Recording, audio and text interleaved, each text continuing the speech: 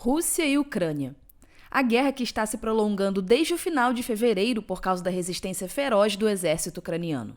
Apesar disso, é inegável que a Rússia está com imensa vantagem sobre a Ucrânia, tanto do ponto de vista econômico quanto do ponto de vista militar.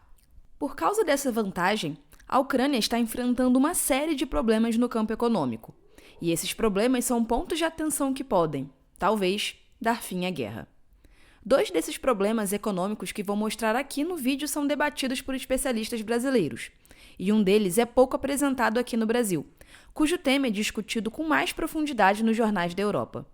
Então fica comigo nesse vídeo e descubra quais são os 3 problemas enfrentados pela Ucrânia que podem, finalmente, fazer a guerra chegar ao fim. Meu nome é Flávio e você está assistindo o Neuromoney. Putin está usando sua arma mais poderosa para chantagear a Europa, o gás natural. Esse problema não está atingindo diretamente a Ucrânia, mas está afetando com força os seus aliados. E como vocês já devem saber, a Ucrânia é totalmente dependente dos recursos vindos da União Europeia e da OTAN para se manter de pé durante a guerra. E caso o velho continente seja severamente afetado pelo corte, os países da União Europeia não vão hesitar em, finalmente, se render à chantagem de Putin e parar de enviar dinheiro e armas para financiar a guerra na Ucrânia. Acontece que a economia da Europa depende do gás natural russo, porque tem várias aplicações. A primeira aplicação que podemos destacar é o uso industrial. O gás natural serve não só para aquecer ou refrigerar o ambiente nas indústrias, mas também é um importante ingrediente usado na indústria química, como, por exemplo, a produção de etanol. Além disso, o subproduto do gás natural também é utilizado para a fabricação de fertilizantes e remédio. Uma segunda utilidade muito importante do gás natural é no setor de combustíveis. O GNV é muito usado na Europa em carros, caminhões e até mesmo no transporte público. Por fim, o gás natural também é usado para produzir energia elétrica e tem um papel fundamental na Europa. Essa commodity foi bem aceita pelos europeus nos últimos anos, já que é considerado uma fonte de energia renovável. No mês de julho, a Rússia anunciou que cortou em 40% o envio de gás natural através do Nord Stream 1 para os países europeus. A justificativa dada pelo governo é que o gasoduto está em fase de manutenção, mas todos sabem que isso é uma desculpa de Putin para prejudicar a economia da Europa. Além disso, o objetivo é colocar os países da União Europeia um contra o outro para enfraquecer o bloco. Vamos descobrir como os principais países da União Europeia estão sendo afetados pelo corte de gás natural. Certamente, o país mais atingido pela chantagem de Putin é a Alemanha, cuja importância é imensurável, justamente porque é responsável pela maior economia da União Europeia e pelo 4º maior PIB do mundo. A Alemanha cometeu um erro político gravíssimo ao se tornar tão dependente do gás russo nos últimos anos, e até mesmo o ministro da Economia Robert Habeck admitiu isso publicamente. Em 2021, a Alemanha importou cerca de 59,2 bilhões de metros cúbicos da Rússia através do gasoduto Nord Stream 1 e esperava dobrar esse número por meio de um outro gasoduto, o Nord Stream 2, mas os alemães voltaram atrás alguns dias antes da invasão na Ucrânia. Para você ter ideia do tamanho da dependência alemã do gás russo, até 2021 cerca de 55% do gás usado na Alemanha era importado da Rússia. Outro país que vai ser muito prejudicado pelo corte do gás natural é a Itália, cuja população é a mais velha da Europa. Antes da guerra, as importações do gás russo eram de 18%, que vinham através do gasoduto Transáustria. Atualmente, somente 60% de suas reservas estão cheias.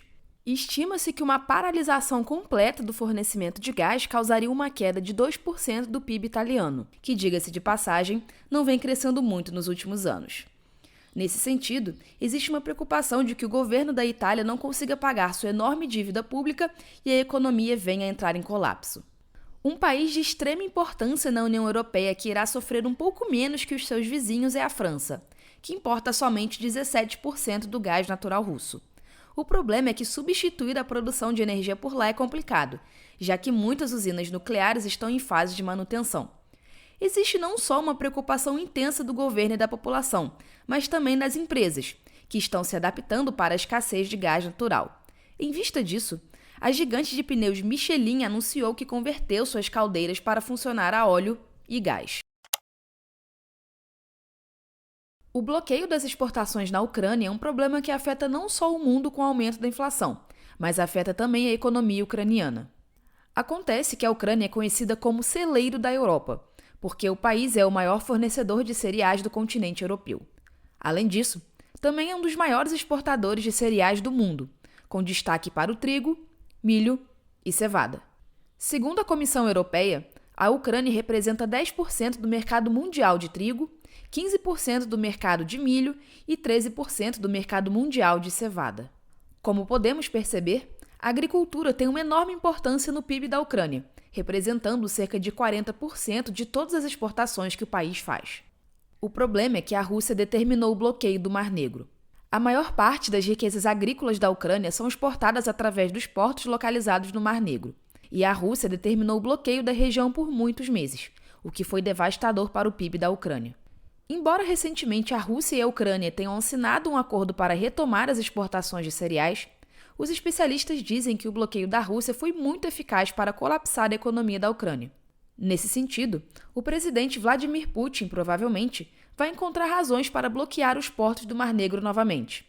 Um cenário bastante provável, segundo especialistas, é que a Rússia liberaria um volume de exportações limitados para aliviar a pressão diplomática sobre Moscou, mas sem dar trégua aos problemas econômicos da Ucrânia. Especialistas dizem que não é coincidência que o acordo para retomar as exportações tenha sido assinado logo após várias derrotas do exército russo na região do Mar Negro.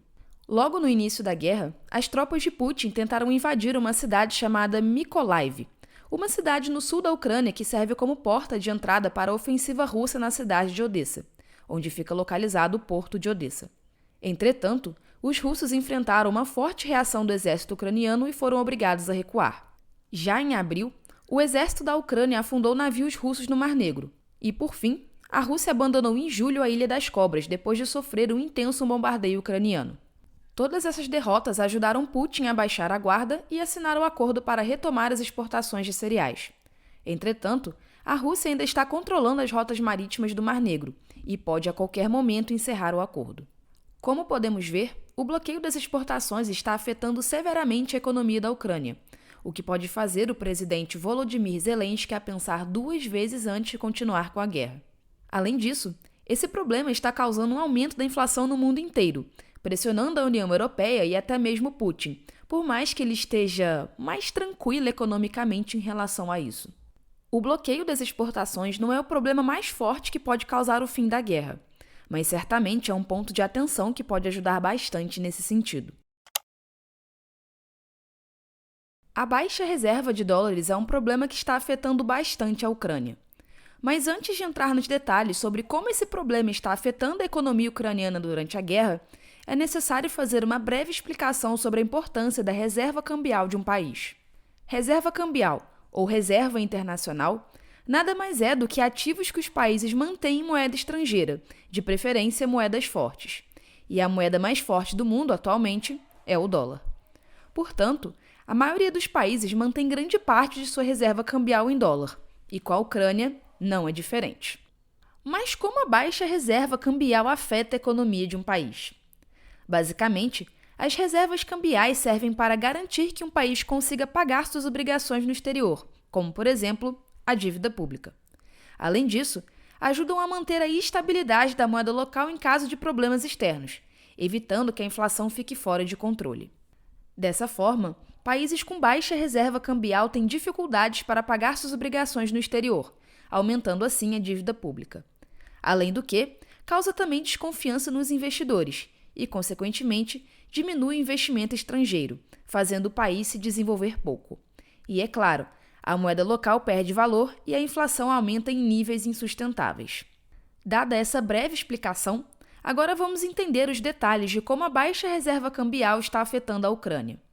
Recentemente, a Ucrânia pediu aos investidores internacionais que possuem eurobonds parassem de vender seus títulos, porque a dívida pública está se tornando insustentável, além de afetar a capacidade dos ucranianos de fazer transações comerciais com outros países. Caso você não saiba, eurobonds são títulos da dívida lançados em qualquer tipo de moeda. Ficou confuso, mas agora você vai entender melhor.